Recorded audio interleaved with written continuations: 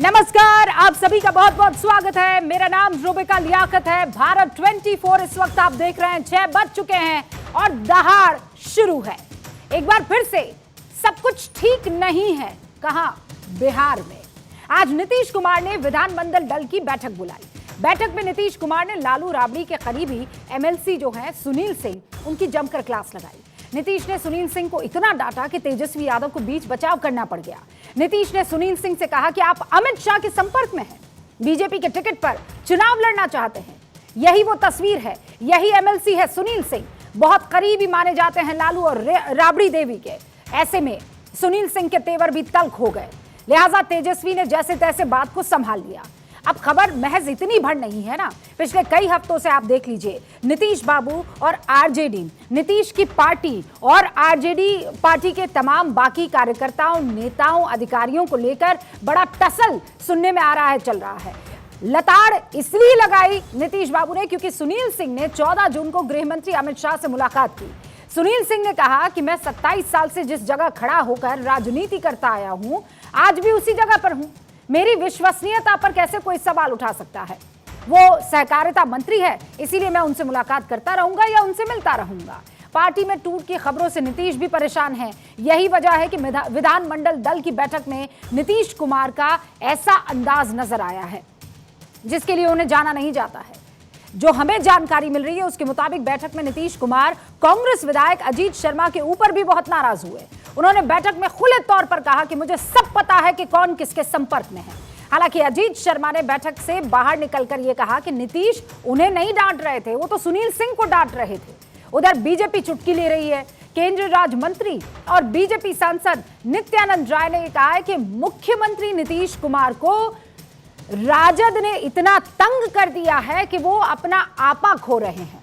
बिहार के नालंदा जिले के राजगीर में आप जानते हैं 18 जुलाई से एक राजकीय राजगीर मलमास मेला शुरू होता है।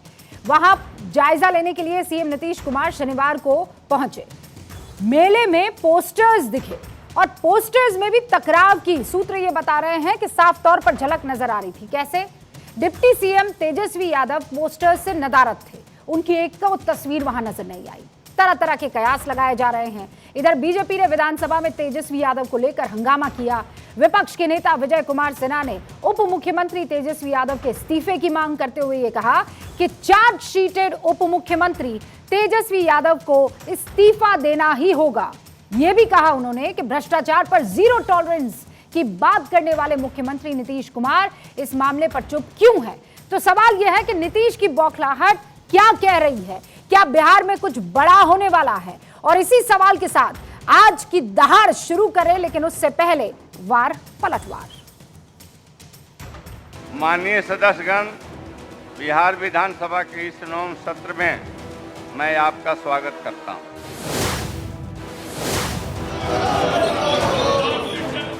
जब आप पर चार्जशीट हो गया तो आप इस्तीफा कर दीजिए। ये तो जीरो टॉलरेंस वाली सरकार है। नीतीश जी तो दावा ठोकते हैं कि हमारे यहाँ हम किसी को न फंसाते हैं, बचाते हैं, और अपराधी और भ्रष्टाचार से हम एकदम अलग हैं। तो जब चार्जशीट हो गया तो पहले जिस तरह आप अलग हुए थे, अलग हो जाइए। बीजेपी का सरकार है, भारत सरकार में जबरदस्ती कर रहा है सबको।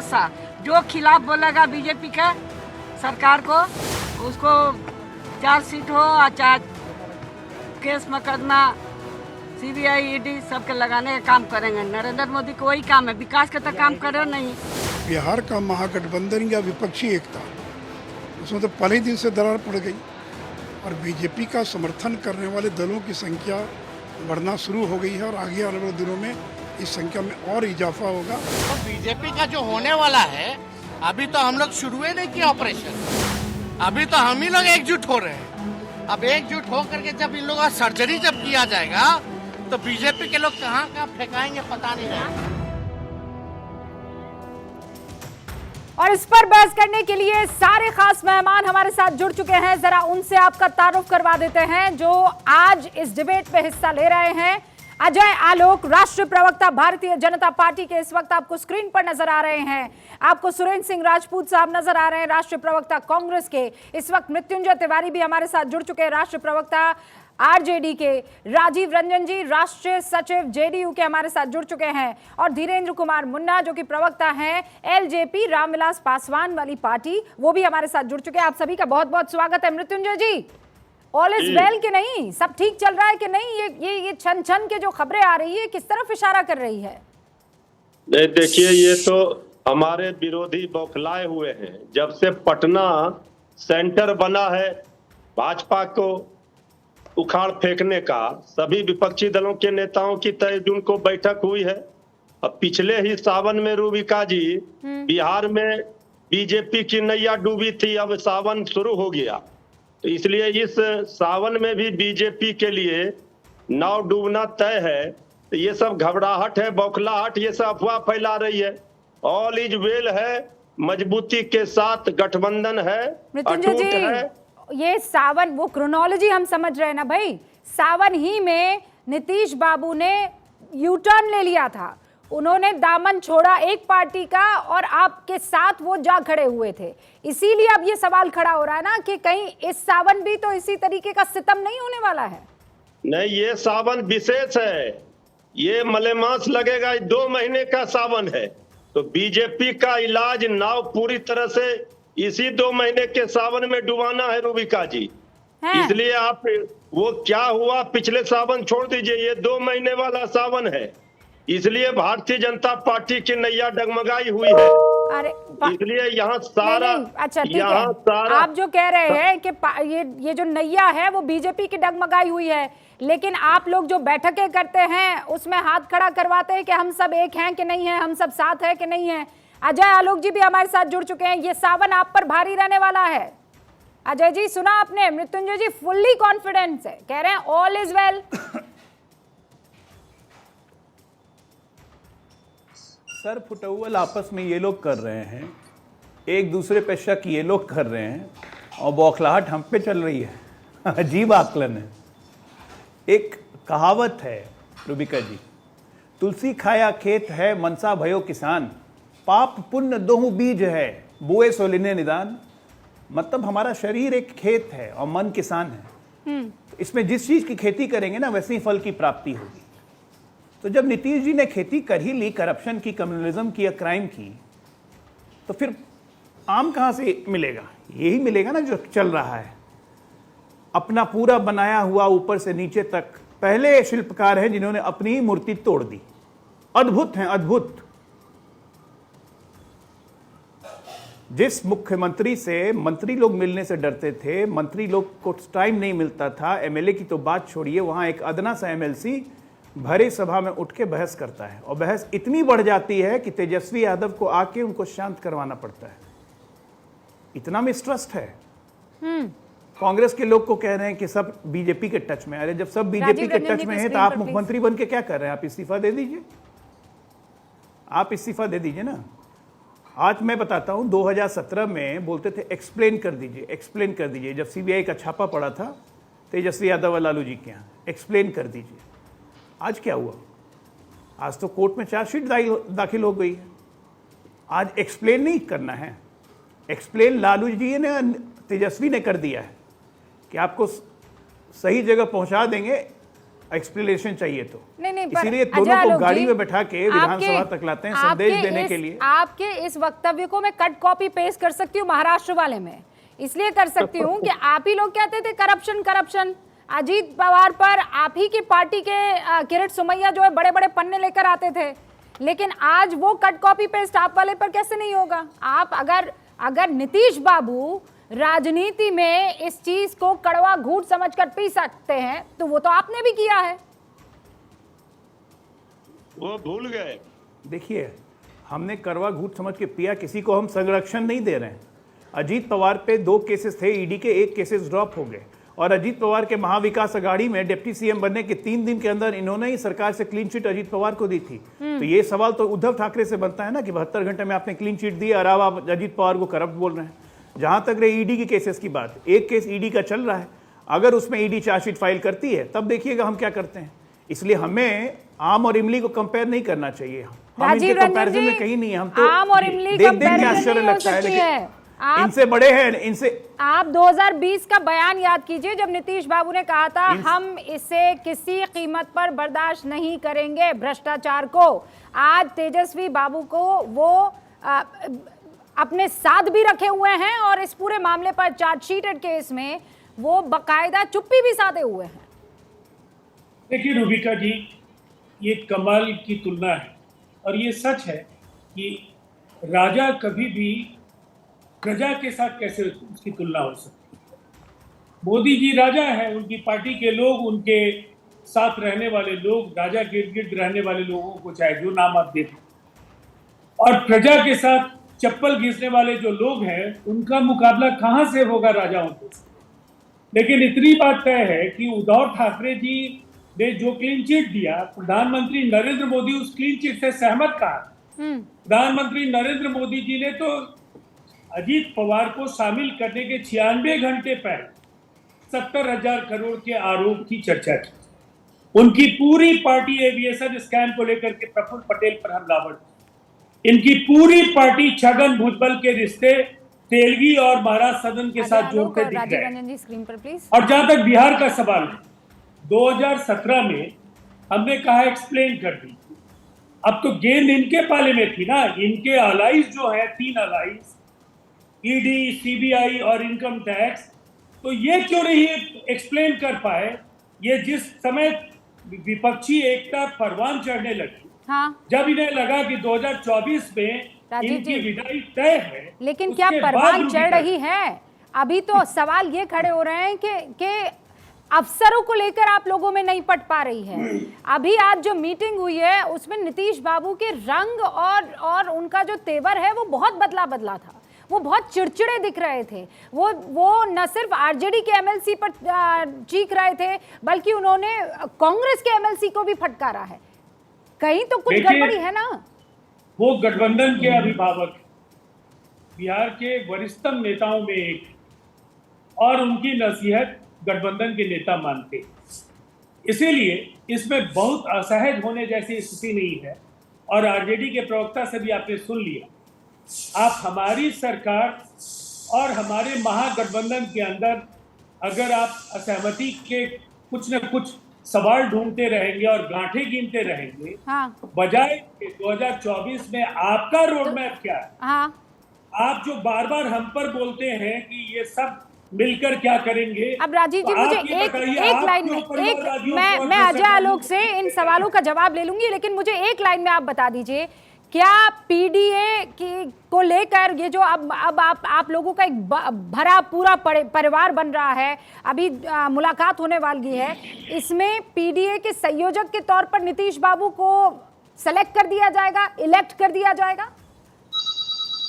देखिए, इस पर कोई प्रतिक्रिया समय के पहले कोई कैसे दे सकता है। इस अलायंस का नाम क्या होगा, इस अलायंस के कन्वेनर कौन होंगे, ये उस बैठक में शामिल नेताओं को तय करना है। आधिकारिक ऐलान होगा, आपको भी जानकारी होगी, पूरे देश को जानकारी होगी। ठीक है। प्रयासों पर, अटकलबाजियों पर मैं कोई प्रतिक्रिया नहीं। ओके, अटकलबाजी है, अभी किसी तरह की कोई टिप्पणी नहीं हो सकती है। लेकिन कांग्रेस और हमारे साथ रामविलास खेमे की जो पार्टी है एलजेपी, उनके भी 2 प्रवक्ता यहाँ पर मौजूद है। लेकिन सुरेंद्र जी, एक तो सबसे पहले आपका बहुत बहुत स्वागत है। सवाल सीधा सा ये है कि क्या महागठबंधन आज की तारीख में महागाठबंधन बनकर रह गया है? पुरजोर कोशिश हो रही है कि महाराष्ट्र ना बनने पाए? रूबिका जी, सबसे पहले मेरी आवाज मुझे वापस आ रही है, तो इसलिए मैं आपको बधाई भी नहीं दे पा रहा हूँ। बड़ा मसला है हमारे आपके बीच में, कहते हैं ना कि डबल बधाई हो जाएगी ना। कोई बात नहीं सुरेंद्र जी, मैं आवाज एकदम ठीक करवा देती हूँ। प्लीज आवाज ठीक कर दीजिए। अगर आप मेरी आवाज ठीक कर, मेरी आवाज मुझे ही मिल रही है रूबिका, मैं बात नहीं कर पा रहा हूँ।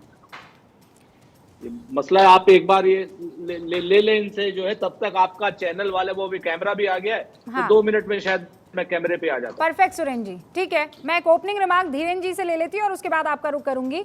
हमारे साथ सुरेंद्र राजपूत जुड़े हुए हैं और बाकायदा भारत 24 का कैमरा भी वहां पहुंच गया है, तो वो हमसे कनेक्ट हो जाएंगे।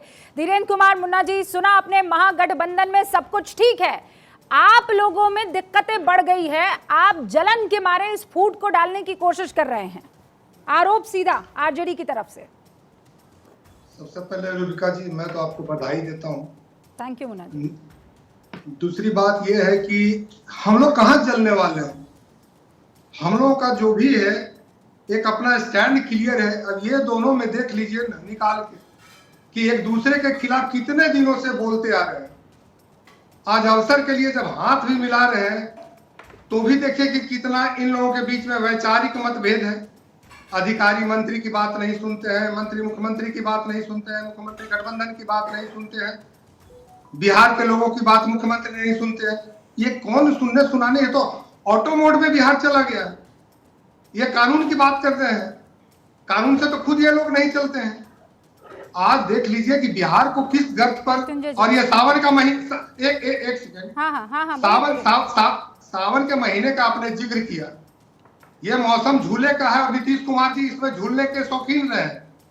नीतीश कुमार जी हो सकता है, और ये अभी जो राजगीर गए हुए हैं वहीं जाके ये वनवास लेते हैं या कोई नई ज्ञान प्राप्त करते हैं, तो अब इनको मन नहीं लग रहा है। यही एक मिट्टी का घोटाला हुआ था जो अब दब गया है, पता नहीं कहाँ। नहीं, तो आप कहना क्या चाह रहे हैं, मुझे ये तो समझा दीजिए। मृत्युंजय जी कुछ पूछ रहे हैं आपसे। इनका बंगला है कहाँ? पहले बंगला में जो आग लगाया, पहले उनको आया लोग जिसे पूछेंगे बंगला क्यों आग लगा दिया बंगले में।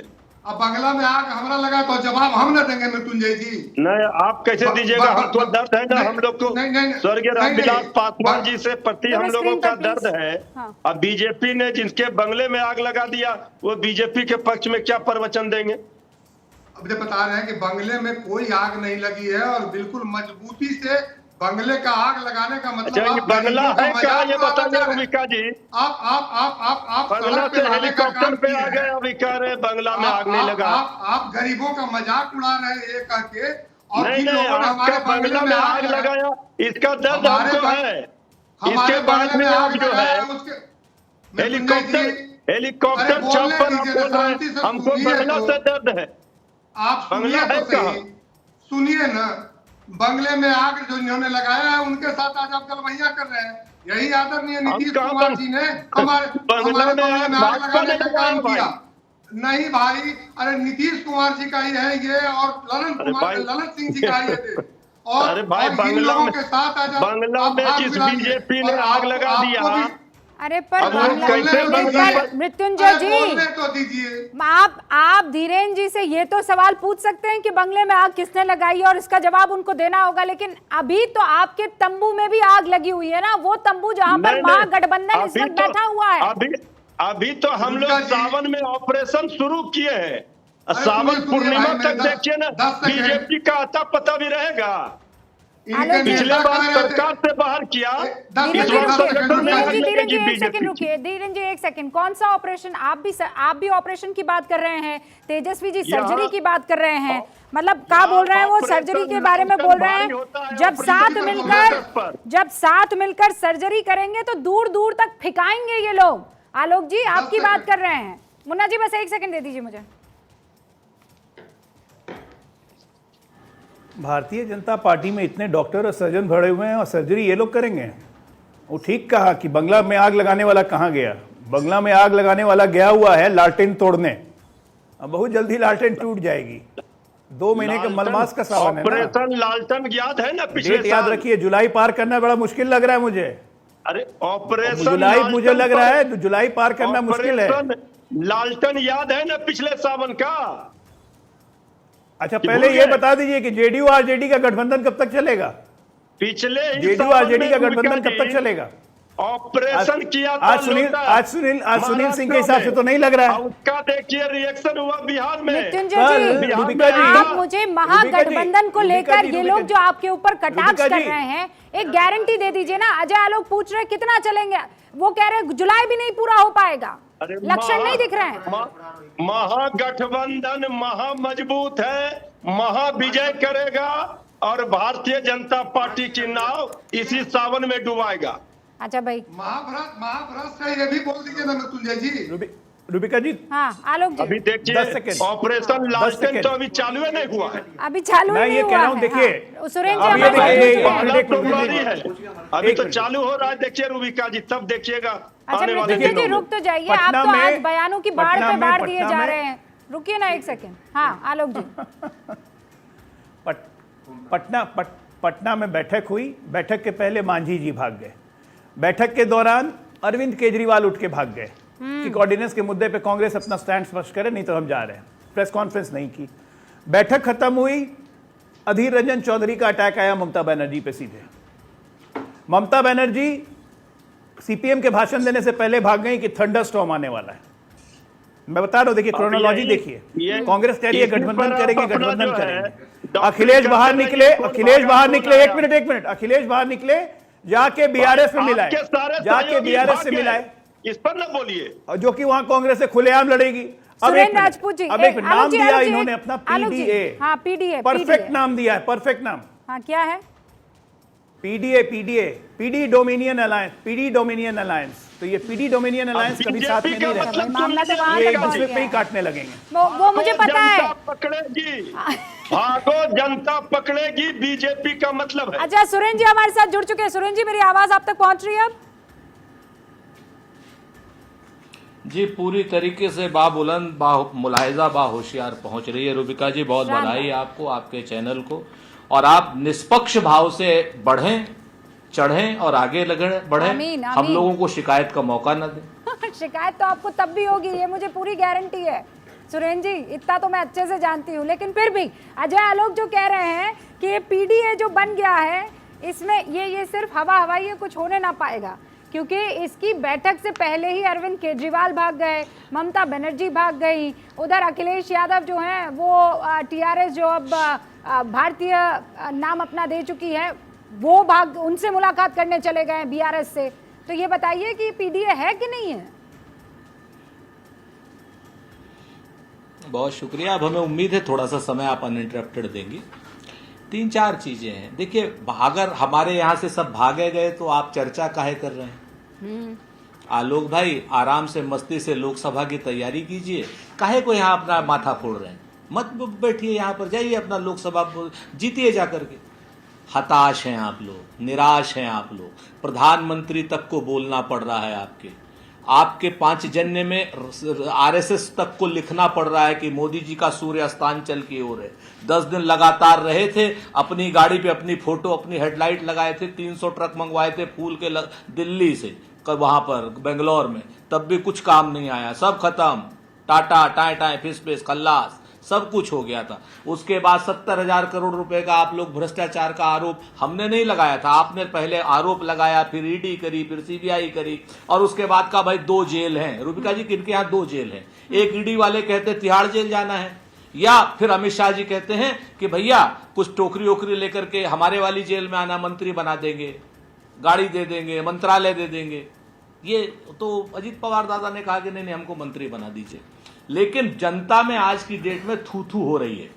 भारतीय जनता पार्टी के कट्टर समर्थक चैनल भी इस चीज को सही नहीं कह पा रहे हैं। एक मिनट आलोक भाई, आपके बीच में नहीं बोला ना सर। एक तो वैसे ही हम चंडीगढ़ में बैठे हैं, मां थंडर स्टॉर्म, आप बीच में बोल के फिर डिस्टर्ब कर दे रहे।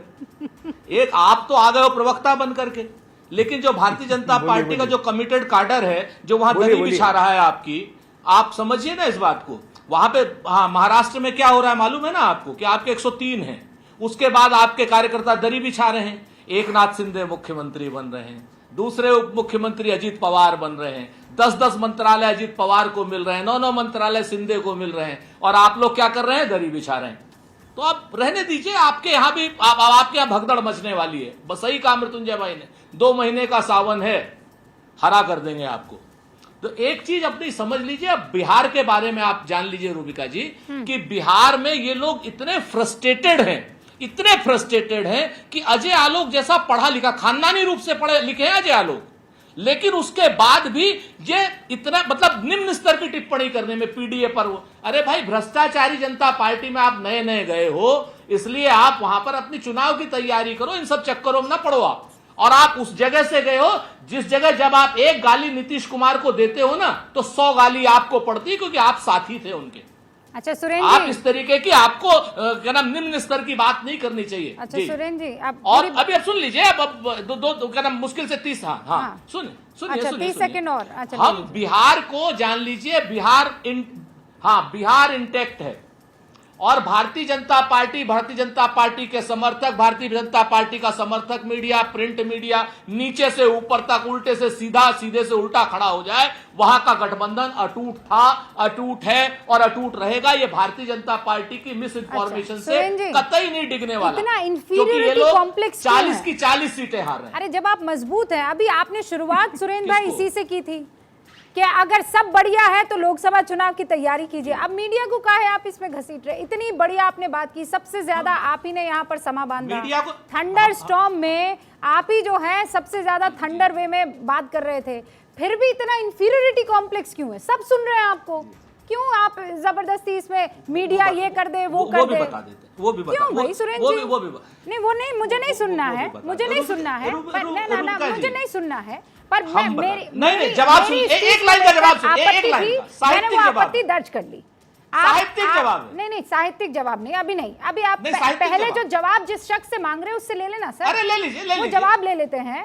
ये अजय आलोक यहाँ पर बने हुए साहित्यिक जवाब। हम तो ये कहते हैं रूबिका जी कि जो हमने दास्तां अपनी सुनाई, आप क्यों रोए? आप तो निष्पक्ष है ना, आप तो अच्छे हैं ना, आपके और भी साथी बराती हैं। हाँ, बहुत खूब, बढ़िया, इतना बढ़िया आपने सुनाया, मजा आ गया, आनंद आ गया है। हाँ भी अजय जी, दास्तां तो सुनाई आपने, लेकिन पूरी दास्तां सुना देते तो थोड़ा और आनंद आता है ना सुरेंद्र भाई। अब देख लीजिए, अभी आपने बोला कि हमारे पास 2 जेल हैं। मुझे समझ में नहीं आता है कांग्रेसी या बाकी विपक्ष के नेता जेल जाने को क्यों तैयार रहते हैं भाई? जेल जाने से कुछ ज्यादा मजा आता है लगता है। अब यही आपकी महागठबंधन की खिचड़ी, तो मैं ऐसी नहीं ना बोल रहा हूं। अभी देखिए, महाविकास आघाड़ी की चिता भी ठंडी नहीं हुई थी महाराष्ट्र में कि कांग्रेस पार्टी, अब आप बीच में आप बोल रहे हैं, अब आप बीच में बोल रहे हैं, मैं नहीं बोल रहा था, मैं चुप हो गया था। महाविकास आघाड़ी की चिता भी ठंडी भी नहीं हुई महाराष्ट्र में, कांग्रेस ने दावा पेश कर दिया। हाँ, मैं नहीं बोल रहा हूं, अच्छा ठीक है, महाविकास आघाड़ी की चिता ठंडी भी नहीं हुई महाराष्ट्र में कि कांग्रेस ने दावा पेश कर दिया कि नेता विपक्ष अब हम बनेंगे। इतना भी सब्र नहीं है कि शरद पवार के जख्मों पे थोड़ा मलहम लगा लेते तो और बड़ी चिंता है आपको एक दूसरे मेरी घोर आपत्ति है। चिता का मतलब क्या है? चिंता कर लेते हैं, इतनी चिंता, चिता का मतलब क्या है आपका? इतनी राजनीतिक, आप वहां महाराष्ट्र विकास आघाड़ी राजनीतिक चिंता, सुनिए, अगर इतनी चिंता कांग्रेस पार्टी के कैडर्स की चिंता कर लेते, 1 मिनट, कंधे नहीं मिलेंगे 4 उसके बाद बोलिएगा ना, सुन लीजिए, उसके बाद बोलिएगा। कंधे नहीं मिलेंगे 4। वो मुझे दिख रहा है कि बिहार में किसको कंधा नहीं मिलने वाला है, कौन कंधे की जुगाड़ में घूम रहा है। 4 कंधे नहीं, वो मुझे दिख रहा है कि बिहार में राजनीतिक कंधा किसको चाहिए और कौन अपने लिए कंधा खोज रहा है अपनी राजनीतिक अर्थी उठाने के लिए। तो चाहिए और बहुत मजा ले रहे हैं आप लोग, हटाने के लिए राजनीतिक अर्थी उठाने के लिए 4 कंधे चाहिए। और भारतीय जनता पार्टी के कैडर्स को दरी बिछाने की बात बोलते हैं, डेडिकेटेड है, समर्पित है कार्यकर्ता, विचारधारा के प्रति समर्पित है। आपके जैसा कैडर नहीं है, आपका तो कैडर ही खत्म हो गया भाई। गांव से सेवा दल साफ, एक भी आदमी दिखता है। कांग्रेस कैडर अब बचा कहां है? कांग्रेस कैडर चिराग लेकर ढूंढने पे नहीं मिलता है। एक कर्नाटका नहीं जीत गए मुस्लिम तुष्टीकरण के कारण, तो दिमाग फन्ने खा बन गया क्या भाई? देश पूरा कर्नाटका नहीं है। आइए, घूम के आइए, क्या हालत हो रही है राजस्थान में। वहां भी एक चचा भतीजा चल रहा है ना। छत्तीसगढ़ में क्या हाल है? आज तेंदुपत्ता घोटाला निकला है वहां पे, रूबिका जी का शो बीच में नहीं, और नियुक्ति घोटाला भी निकल गया बहुत अच्छे से मुख्यमंत्री के ऑफिस से, है ना। अपने अपने स्टेट्स को देखते चलिए। इसीलिए भारतीय जनता पार्टी के कैडर्स की चिंता करने की जरूरत नहीं है कि वो दर्री बिठा रहे हैं या क्या कर रहे हैं। वो समर्पित कार्यकर्ता है। अच्छा, ये तो पार्टी की बात हो गई। उधर मृत्युंजय जी विचारधारा रही नहीं गई। हाथ में और जुबान पर टमाटर का जिक्र ले आए सर। वो कह रहे हैं महंगाई को लेकर भी इस बार वो चारों तरफ से आपको घेरने वाले हैं। हाँ मृत्युंजय जी, पहले वो टमाटर पर वो टमाटर मृत्युंजय जी पिछले 1 महीने से मृत्युंजय जाप कर रहे हैं आरजेडी के लिए। अरे मृत्युंजय जाप तो हम करियर है, महामृत्युंजय का जाप कर रहे हैं मृत्युंजय जी आरजेडी को बचाने के लिए। हो गया नहीं, लेकिन एक सेकंड, आप मृत्युंजय जी, सुरेंद्र जी और इस वक्त राजीव रंजन जी, आलोक जी, एक सेकंड, आप लोग बहुत सीरियस लेवल पर, चाहे कुछ भी हो जाए, आप ये कह रहे हैं कि ये बंधन नहीं टूटने वाला है। इस बार 2024 का चुनाव जो है, हाँ मृत्युंजय जी, मैं बहुत सीरियस लेवल पर आपसे ये सवाल पूछ रही हूँ कि सीटों को लेकर दिक्कतें भले ही हो, लीडरशिप को लेकर दिक्कतें भले ही हो, लेकिन आप लोग एक दूसरे से अलग नहीं होने वाले हैं, ये क्लैरिटी है। राजीव जी, बिल्कुल क्लैरिटी है, और वो क्यों है ये समझ लीजिए। देश को एक अधिनायकवादी, अलोकतांत्रिक और लोगों को जानबूझ करके फंसाने वाली सरकार से मुक्ति दिलाने की, भ्रष्टाचार के अनेक कारनामों के जो दाग हैं भारतीय जनता पार्टी के, एक बानगी Adani power scam, Balco disinvestment, चिकी स्कैम, दाल scam, earthquake relief fund scam, तीसरी स्कैम। नहीं, मुझे बस 30 सेकंड इतना सबको आपने समझ। अच्छा ठीक है, मुझसे भी सुन लीजिए। हाँ ठीक। जीएसपीसी स्कैम, हुडको scam, Indigo refinery scam, Judev scam, Kerala medical scam, Lalit scam, Rafale scam, quarry scam, PDS scam Raman Singh का काफी कुख्यात स्कैम था, ऑपरेशन वेस्टेंड, इसके बाद प्लांट, ये nano plant land scam, metro rail scam, सृजन जिसमें भारतीय जनता पार्टी के अनेक नेताओं के नाम आए, और tender scam, UTI scam, Vyapam घोटाला, ये कुख्यात घोटाला, weight measurement inspector scam, x ray technician scam, Zubin Irani land scam. इतने स्कैम, येदियुरप्पा के जो स्कैम्स हैं वो तो अलग है, इनके पार्लियामेंट्री बोर्ड के सम्मानित सदस्य हैं, और भारतीय जनता पार्टी के कद्दावर नेता की विदाई के साथ येदियुरप्पा जी को वहां भ्रष्टाचार में शामिल होने का इनाम दिया गया, और सब पूरा देश जानता है कि नितिन गडकरी और शिवराज चौहान को बाहर का रास्ता। राजीव रंजन जी, आपने कहा कि अलोकतांत्रिक सरकार को हटाने के लिए सारे लोकतांत्रिक मूल्यों में यकीन रखने वाले लोग एक साथ आएंगे, इसमें कोई शक नहीं है। जो बंगाल में हुआ है वो लोकतांत्रिक है? देखिए, सबसे पहली बात तो है कि भारतीय जनता पार्टी के अंदर जरा भी लोकतांत्रिक मूल्यों और संविधान को लेकर के जरा भी समझ है और आदर है तो महामहिम राज्यपाल की वापसी करानी चाहिए। वो पूरी तरह से भारतीय जनता पार्टी के एक कार्यकर्ता के तौर पर काम किया। उन्होंने उकसाया है, केंद्रीय बलों की जो भूमिका है वो संदेहास्पद है, और सबसे ज्यादा अगर टीएमसी के लोग मारे गए हैं तो हिंसा को भड़काने और उकसाने का काम भाजपा। मतलब आपने क्लीन चिट दे दी है कि दीदी को क्लीन चिट, लेकिन चूंकि आपकी आइडियोलॉजी उनसे नहीं मैच खाती है अजय आलोक से, तो आप उनको कटघरे में खड़ा कर देंगे।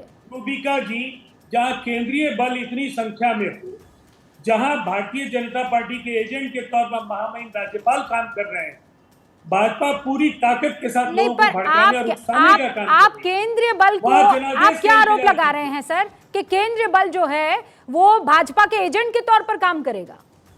बंगाल में जो कुछ हुआ है उस पर मैंने कहा है, और ये बहुत हैरत की बात नहीं है रूबिका जी, इस देश को आप भी जानती हैं। ईडी, सीबीआई और इन्फोर्समेंट डायरेक्ट, ये इनकम टैक्स ईडी सीबीआई पर तो आरोप आप लोग लगाते रहे हैं। मैं अभी अपने अर्धसैनिक बलों को, अपने फोर्सेस के बारे में बात कर रही हूँ। आप ये कह रहे हैं कि वो बीजेपी के एजेंट के तौर पर काम करेंगे लोकतंत्र में? केवल भावनात्मक तौर पर इस पूरे प्रकरण को दूसरी दिशा पर देने की नहीं, मैं भावनात्मक तौर पर बिल्कुल नहीं कह रही हूँ सर, मैं लॉजिकली आपसे सवाल पूछ रही हूँ राजीव जी, और मैं आपसे ये उम्मीद नहीं कर सकती हूँ, मैं किसी से भी ये उम्मीद फिर भी कर लूं, लेकिन आप ये कह रहे हैं कि हमारी जो फोर्सेस वहां पर गई है वो बीजेपी के एजेंट के तौर पर काम कर रही थी। रूबिका जी, देश को आपसे भी उम्मीदें हैं कि सवालों के दायरे में भारतीय जनता पार्टी कभी क्यों नहीं दिखती। अरे सर, बीजेपी, राजीव जी, ये बहुत गलत बात है, ये बहुत गलत बात है। आप मुझ पर ये आरोप मत लगाइए। टमाटर का जिक्र मृत्युंजय जी ने किया तो मैंने वो आवाज बंद नहीं की थी। सबसे ज्यादा सुरेंद्र राजपूत यहाँ पर बोल रहे थे तो मैंने उनकी आवाज बंद नहीं की थी। मैं आपसे इस वक्त फोर्सेस की बात कर रही हूँ राजीव रंजन जी। आपसे जो मैंने सवाल किया उसका जवाब दीजिए ना। आप मेरे ऊपर क्या आरोप लगाने लग गए हैं? मैं क्या सवाल आपसे पूछ रही हूँ? मैं क्या सवाल आपसे पूछ रही हूँ? आपके सवाल का मैं जवाब दे रहा हूँ। हम लोग चुनाव लड़ते हैं ना, हम लोगों ने अपनी कॉन्स्टिट्यूएंसीज में भी पैरामिलिट्री फोर्सेस का दुरुपयोग भारतीय जनता पार्टी और सेंटर के इशारे पर होते हुए देखा है। मैं अपने आरोप पर कायम। तो ठीक है सर, फिर आप लोग केसेस क्यों नहीं कर लेते हैं? आप खाली देखेंगे और चुप्पी साधे रहेंगे, तो आप भी इस तरीके से वहां पर उसका हिस्सा बन रहे हैं। आप यहाँ पर बयानबाजी क्यों कर रहे हैं? आपकी तरफ से किसी तरह का केस क्यों नहीं दर्ज किया गया? अजय आलोक, सीधा आरोप महामहिम राज्यपाल के ऊपर यहाँ पर सीधे तौर पर आरोप लगाते हुए और फोर्सेस के ऊपर। अजय आलोक जी, जब मति भ्रम होए सोहाया, नर और राक्षस में फर्क न भाया। इनका हाल वही हो गया है। एक पार्टी ऐसी बैठी है आपके पैनल पे जिसके प्रवक्ता ने, उसके नेता ने खुलेआम आर्मी के चीफ को गली का कुत्ता कहा था। आज दूसरी पार्टी के हमारे राजीव जी कह रहे हैं कि सेंट्रल फोर्सेस, हमारे अर्धसैनिक बल एक पॉलिटिकल पार्टी के एजेंट हो गए। मतलब ये और इतने सारे घोटालों की लिस्ट लिख के लाए थे, इनको पढ़ा, लग रहा है जानते हैं एकदम इफेक्ट होता है। ये इंडक्शन इफेक्ट है, ये राहुल गांधी इंडक्शन इफेक्ट है। राहुल गांधी भी चिल्ला रहे थे ना 19 में, हाँ चौकीदार चोर है, राफेल घोटाला। उसी तरह से ये जो लिख के लाए लंबा चौड़ा, आज तक इसकी चर्चा भी देश में किसी ने नहीं सुनी।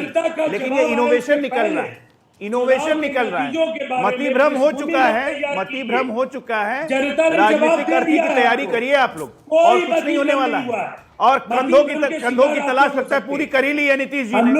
राजनीतिक अर्थी की तैयारी कीजिए, बहुत जल्दी निकलने वाली है।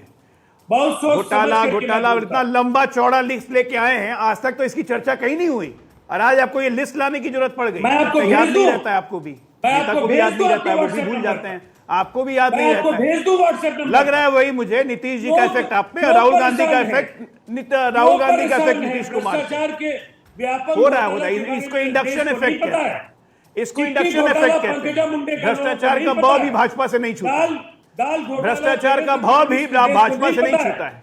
लेकिन आप लोग तो संरक्षक हो गए हैं, आप लोग तो चीफ प्रोटेक्टर हो गए हैं करप्शन के, चीफ प्रोटेक्टर हो गए हैं, चीफ प्रोटेक्टर, मुख्य संरक्षक भ्रष्टाचार, कम्युनिज्म और क्राइम के, ट्रिपल सी के मुख्य संरक्षक आपकी पार्टी हो चुकी है बिहार में। के आरोप आप पर जितने बड़े हैं, चूंकि ईडी 2019 याद कीजिए, चौकीदार चोर है, राफेल में चोरी हुई है, वही हाल आपका हो गया। ओके, नहीं कर रहे। राजीव जी एक सेकंड रुकिए, दिन ब दिन पतन होते जा रहा है। एक सेकंड रुकिए। लेकिन अजय आलोक जी, ये जो बार बार आरोप कोई एक शख्स नहीं लगा रहा है ना, यहाँ पर कांग्रेस पार्टी भी बैठी है, जेडीयू भी है, आरजेडी भी है, वो सब आप पर आरोप लगा रहे हैं कि जहां आपका खेल नहीं बन पाता है, वहां पर पिंजरे से निकलते हैं 3 नाम, ईडी, सीबीआई और इनकम टैक्स। रूबिका जी मैं भी बैठा हूँ। हाँ धीरेन्द्र जी, बस कुछ मिनट और। ऐसा है कि अगर हमारा खेल नहीं बनता है, तो पिंजड़े से अगर ये 3 नाम निकलते हैं, तो ये खेल को खत्म करने के लिए न्यायालय में क्यों नहीं जाते हैं? अगर ये हम पे भ्रष्टाचार के आरोप लगाते हैं, तो न्यायालय में उसके प्रमाण क्यों नहीं जमा करते हैं? इनको न्यायालय में जाने से कौन रोकता है? न्यायालय जाने से डर लगता है? अच्छा सुनिए सर, ये न्यायालय में कब जाते हैं पता है आपको? ये न्यायालय में कब जाते हैं? ये न्यायालय में जाते हैं। अजय जी, राजीव जी, दोनों रुकिए, दोनों मेरी बात सुनिए, महोदय, दोनों मेरी बात सुनिए। जनता ये मैसेज कर रही है कि प्लीज एक एक करके हमें इस बहस को सुनना है, लेकिन सुन नहीं पा रहे हैं क्योंकि दोनों एक दूसरे पर बोल रहे हैं। मैं दोनों को मौका दे देती हूँ ना। आलोक जी 30 सेकंड्स आपको, राजीव जी उसके बाद 30 सेकंड्स आपको, और हमारे साथ सुरेंद्र जी भी कुछ कहना चाह रहे हैं, धीरेन्द्र जी का भी रुख होगा। 30 सेकंड अजय आलोक।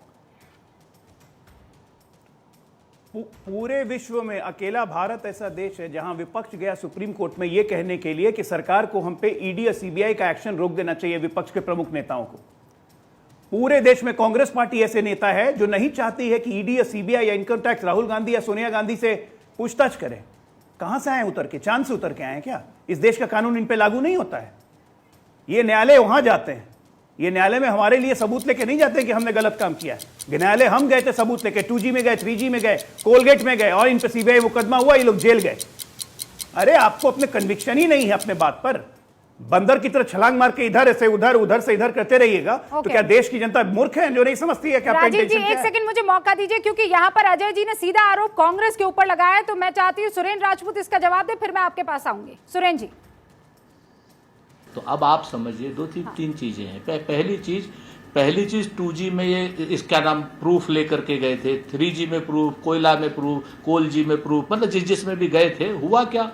कोयला घोटाले में तो इन्हीं का वो क्या नाम दिलीप रे 3 साल के लिए क्या नाम जेल गया है भाई, हमारा नहीं है वो। अजय आलोक, अब आप भूल गए, आप भाजपा में आ गए। भाजपा का दिलीप रे 3 साल के लिए जेल में है।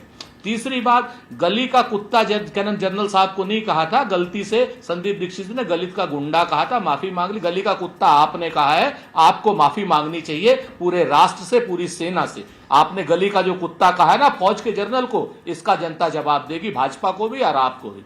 तीसरी बात, आप आ जाइए कि आप इधर की बात उधर की बात, इधर की चीज उधर की चीज जोड़ते हैं, सारी की सारी चीजें।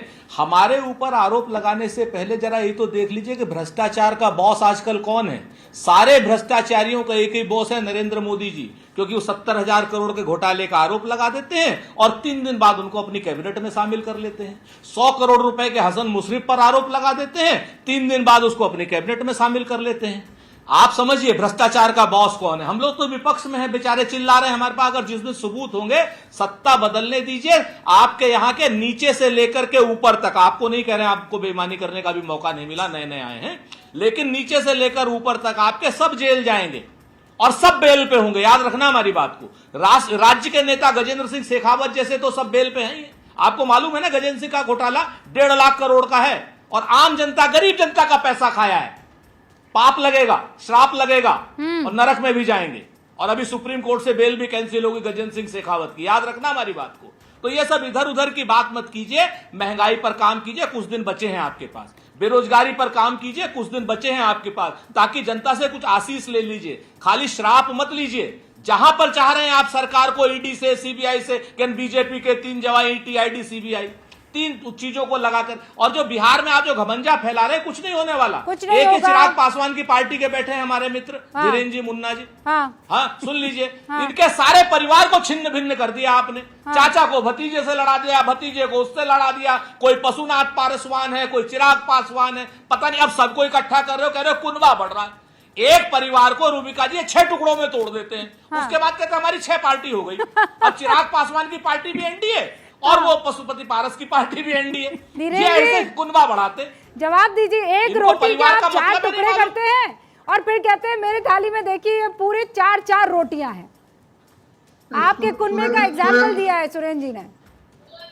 नहीं, ये तो भाई सही आप बोल रहे हैं कि किसानों के साथ नकली फोटो शूट कराने वाले नेता के प्रवक्ता, पता नहीं वो भी किस गुट के, राहुल जी के गुट के की, अरे प्रियंका जी के गुट के, जवाब दीजिए यार कि अरे नहीं, उसी मुद्दे पे ही आ रहा हूँ। पहले आप भी तो किसान कांग्रेस के, तो मैं अरे अब आप लोग बताइए ना कि घोटालों के तो आप लोग जनक रहे हैं। रूबिका जी से पूछ के जा रहे थे, आपसे पूछ के मैं आप ही के आपका जवाब दे रहा हूँ। कांग्रेस पार्टी महंगाई पे बात करती है, कांग्रेस पार्टी घोटाले पे बात करती है, कांग्रेस पार्टी रोजगार की बात करती है। जब सरकार ये चिराग वाले हैं भाई सुरेंद्र जी। अरे आदरणीय चिराग पासवान के प्रवक्ता है, चिराग वाले वो चिराग वाले हैं, वो चिराग है ना, हेलीकॉप्टर वाले, हेलीकॉप्टर छाप है। अरे भाई हम जो भी छाप है, लेकिन बिहार में आपको नाको दम करने लायक है। आप सुन लीजिए, पहले मेरी बात मत सुनिए जी। आप लोग सभी मौसेरे भाई जो है ना, भ्रष्टाचार के जितने भी आप लोग साथी हैं, अब ये मौका नहीं मिलना है आप लोगों को अब भ्रष्टाचार करने का। और ऑल इज वेल आपने कहा था रूबिका जी, बिहार में कहावत है कि ऑल, अरे सुरेंद्र जी सुनने का तो क्षमता रखिए। इससे बड़ा एक सेकंड रुकिए ना आप। अरे मृत्युंजय जी, आप गजबआज बोली कर रहे हैं, रैगिंग कर रहे हैं, आप रुक जाइए ना, सुन तो लीजिए। धीरेन्द्र जी को अपनी बात रखने दीजिए, फिर मैं आपका रुख करूंगी। हाँ धीरेन्द्र, ऑल इज वेल नहीं है रूबिका जी, ये सब कुछ गेल है, बिहार में पूरा गया हुआ है। तो अब इन लोगों के पास कुछ बचा नहीं है। अब ये लोग हाथ क्या मिलाएंगे, एक दूसरे का गला दबाने पर उतर गए हैं। नीतीश कुमार जी भी अब अलग मुद्दा ले लिया है कि अब लगता है कि हमारा कोई नाम नहीं प्रधानमंत्री के लिए आगे कर रहा है। हाँ। अब वो भी निकलना चाह रहे हैं और उनका भी अब अजय आलोक जी बता सकते हैं कि अंदर खाने क्या बात चल रही है। मैं बहुत ज्यादा नहीं बोलना चाहता हूं, लेकिन कितने दिन और कितने घंटे ये सरकार चलने वाली है बिहार की, ये तो अब जदयू के प्रवक्ता बताएंगे। नहीं, पर मैं किस पर यकीन करूं? मृत्युंजय तिवारी जी के कॉन्फिडेंस पर यकीन करूं या धीरेन्द्र जी आपके कॉन्फिडेंस पर यकीन करूं? आप दोनों इतने कॉन्फिडेंट हैं, एक कह रहा है अभी टूटा, दूसरा कह रहा है हम एकदम जुड़े हुए हैं। मैं किस पर यकीन करूं?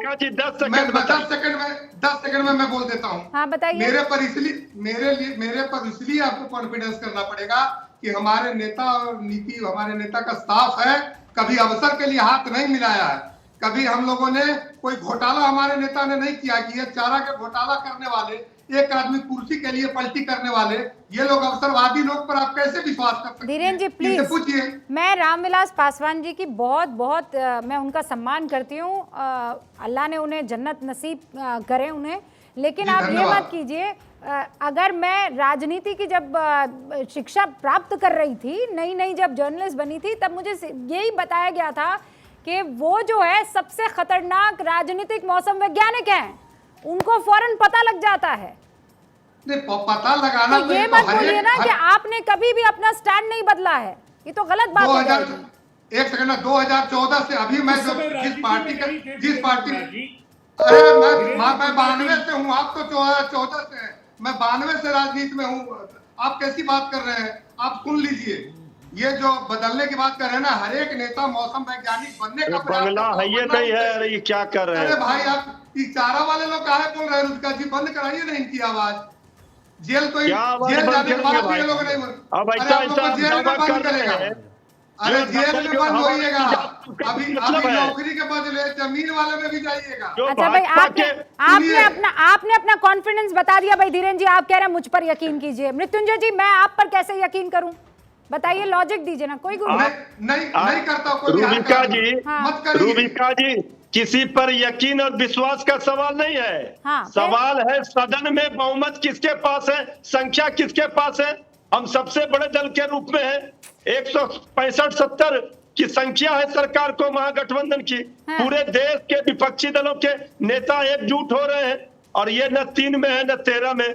बंगला में आग लगा दिया इनके सहयोगी, जहाँ जाना चाह रहे हैं, और हेलीकॉप्टर से उड़ रहे हैं, और हेलीकॉप्टर भी लेके भाग जाएगा भाजपा।